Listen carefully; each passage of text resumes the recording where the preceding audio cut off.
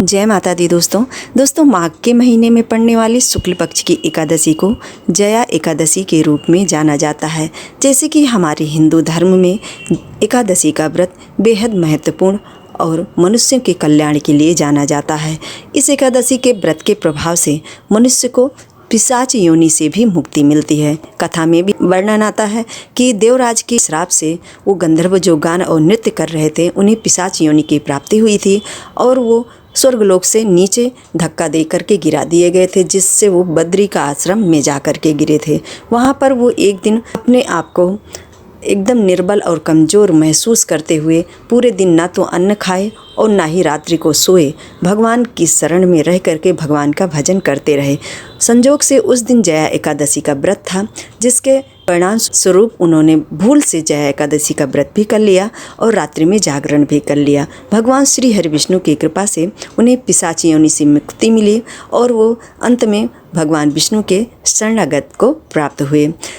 दोस्तों आइए जानते हैं कि 2025 में जया एकादशी का व्रत कब और कैसे रखा जाएगा। इस एकादशी के व्रत के नियम क्या हैं और पूजन आदि हम कैसे करें। द्वादशी को हमें सीधा आदि कैसे निकालना है और पारण का शुभ मुहूर्त क्या है। जैसे कि दोस्तों 2025 में जया एकादशी का व्रत 8 फरवरी दिन शनिवार के दिन रखा जाएगा। 7 फरवरी की रात्रि में 9:26 से एकादशी तिथि प्रारंभ हो रही है, जो कि 8 जनवरी की रात्रि में 8:14 पर समाप्त हो रही है। ऐसे में उदया तिथि का मान लेते हुए 8 फरवरी दिन शनिवार को जया एकादशी का व्रत रखना उत्तम और श्रेष्ठ होगा। इस एकादशी का व्रत रखने वाले सभी मनुष्यों को एक दिन पहले से एकादशी व्रत के नियमों का पालन जरूर करना चाहिए।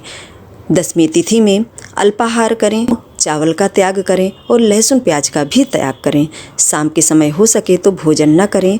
कुछ चीज़ें जो सात्विक हों उन्हें आप अल्पाहार के रूप में ले सकते हैं। एकादशी के दिन सुबह में ब्रह्म मुहूर्त में जरूर उठें और नित्य कर्म से निवृत्त होने के उपरांत आपको स्नान दान करना चाहिए और सर्वप्रथम आपको भगवान श्री हरि विष्णु और गणेश जी के सामने बैठ करके हाथ में जल, पुष्प और दक्षिणा कुछ 1 रुपये 2 रुपये का सिक्का लेकर के संकल्प लेना चाहिए कि हम अमुक कामना की सिद्धि के लिए जया एकादशी का व्रत रख रहे हैं। हे भगवान, निर्विघ्न हमारी इस व्रत को आप पूर्ण करें। इस तरह से भाव निवेदन करते हुए सर्वप्रथम आप संकल्प लीजिए। फिर तांबे के लोटे में जल और काला तिल और लाल वस्तुएं डाल करके सर्वप्रथम सूर्य भगवान को आपको अर्घ्य देना चाहिए। उसके बाद अपने घर के मंदिर का नित्य साफ सफाई करने के उपरांत माता लक्ष्मी और भगवान विष्णु का पंचोपचार विधि से पूजन करें। पूजन करने के बाद इस व्रत की जो कथा है उसको जरूर पढ़ें और ऋतु के अनुसार फल फूल आदि उन्हें भाव निवेदन करते हुए समर्पित जरूर करें। ऐसे भी सूक्ष्म विधि से आप एकादशी व्रत को रखें। याद रखें तो आरती करते समय परिवार के सभी लोग एकत्रित होकर के आरती में भाग लें। यदि ऐसा न संभव हो तो स्वयं अकेले भी आरती आप कर सकते हैं। शाम के समय अपने घर के मुख्य कोनों पर दीपदान जरूर करें। हो सके तो पीपल के वृक्ष में आज के दिन दीपदान और जल जरूर चढ़ाएं। यदि आपके लिए संभव नहीं है, दूर कहीं है, तो आप घर में भी पूजन करके भगवान विष्णु की कृपा के पात्र बन सकते हैं। द्वादशी के दिन नित्य कर्म से निवृत्त हो जाइए, भगवान का पूजन कीजिए। उसके बाद आपको 1 थाली सूखा अनाज अपने घर से ब्राह्मण के निमित्त दान रूप में संकल्प जरूर करें।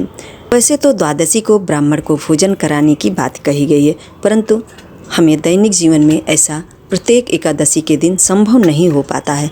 ऐसे में हम सूखा अनाज निकाल सकते हैं। सूखा अनाज में जैसे दाल, चावल, आटा, नमक, ऋतु के अनुसार फल और सब्जियां जरूर सम्मिलित करें। साथ ही अपनी क्षमता के अनुसार 20, 51, 101 जितने भी हो सके श्रद्धा स्वरूप में आपको कुछ दक्षिणा जरूर रखना चाहिए।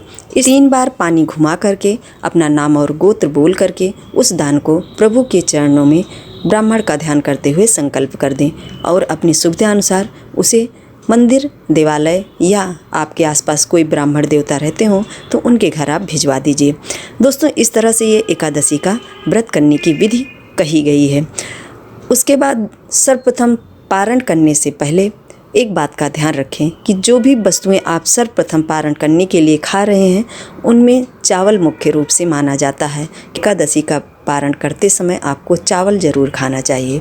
पारण करने के लिए दोस्तों शुभ मुहूर्त का ध्यान जरूर देना चाहिए, जैसे कि द्वादशी में ही पारण करना चाहिए। त्रयोदशी लगने से पहले आपको पारण कर लेना चाहिए। त्रयोदशी में एकादशी का पारण नहीं किया जाता है। इन सब छोटी छोटी प्रमुख नियमों का पालन करते हुए एकादशी का व्रत रखने वाले सभी व्यक्तियों की भगवान विष्णु की कृपा से मनोकामनाएं निश्चित रूप से पूर्ण होती हैं।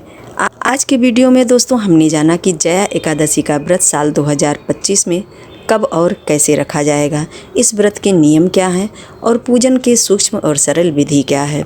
इन सभी प्रमुख बातों पर हम अपनी क्षमता अनुसार आपके लिए वीडियो शेयर किए हैं।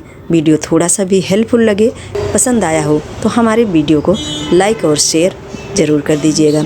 यदि आप चैनल पर नए हों तो सब्सक्राइब भी कर दीजिएगा।